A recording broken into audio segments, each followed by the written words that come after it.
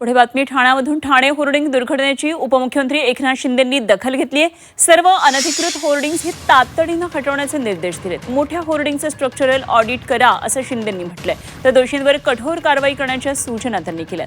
ठाण्यामध्ये काल घडलेल्या दुर्दैवी होर्डिंग दुर्घटनेची उपमुख्यमंत्री एकनाथ शिंदे यांनी गंभीर दखल घेतली आहे। तात्काळ ठाणे महानगरपालिका आयुक्तांना त्यांनी फोन केला, शहरातल्या सर्व अनधिकृत होर्डिंग्स तातडीनं हटवण्याचे आदेश दिलेत। यासोबतच पावसाळ्यामध्ये पुन्हा अशी घटना होऊ नये यासाठी शहरातल्या सर्व मोठ्या होर्डिंगचं तातडीनं स्ट्रक्चरल ऑडिट करण्याचे कडक निर्देशही त्यांनी दिले।